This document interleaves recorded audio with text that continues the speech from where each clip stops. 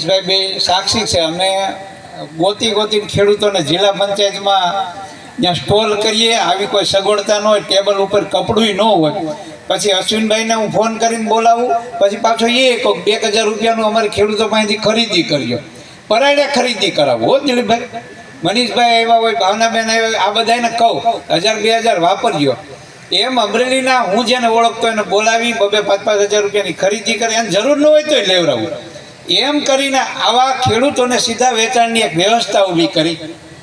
અને હમણાં 2 મહિના પહેલાં અમર ડેરીમાં દિલીપભાઈએ 50 જેટલા ખેડૂતોને બોલાવવાનું કીધું હતું ને બધા ખેડૂતોને એમાં બોલાવીને લાવ્યા. ત્યારે મેં એક વાત કરી હતી અશ્વિનભાઈ કે ખેડૂતો માટે આવું એક પ્લેટફોર્મ મળે, અને એ વાત આજે સાર્થક થઈ. એટલે મારે દિલીપભાઈ સાહેબનો ગુજરાતના 56 લાખ ખેડૂતો વતી આભાર વ્યક્ત કરવો છે, એટલા માટે કે મેં એક નાનકડી વાત મૂકી અને વાત આજે રાજ્ય લેવલે નહીં પણ રાષ્ટ્ર લેવલે ફલક ઉપર આવી અને સમગ્ર રાષ્ટ્રની અંદર આવા ખેડૂત મેળા થાય, ખેડૂતોનો માલ. અશ્વિનભાઈ બહુ સરસ વાત કરી.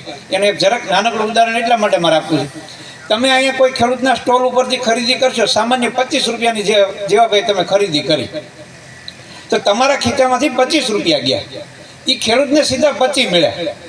આપણા મોદી સાહેબ કહેતા હતા ને કે વચેટિયા નાબૂદ કરવાના. આ રસ્તો એકમાત્ર છે, ખેડૂત પાસેથી સીધી ખરીદી કરો. એટલે ખરીદનારાને જે 50 રૂપિયા વાપરે તો 50નું જ ખીચામાં ભારણ પડ્યું, એ 50-50 સીધા ખેડૂતને મળ્યા, વચ્ચે કોઈ છે નહીં. આ નાનકડો પ્રયાસ આજે રાષ્ટ્રીય લેવલે દિલીપભાઈના માધ્યમથી થઈ રહ્યો છે. એટલે ફરી એમનો આભાર વ્યક્ત કરું છું. જય હિન્દ, જય ભારત. ખૂબ ખૂબ આભાર પ્રવીણભાઈ. હવે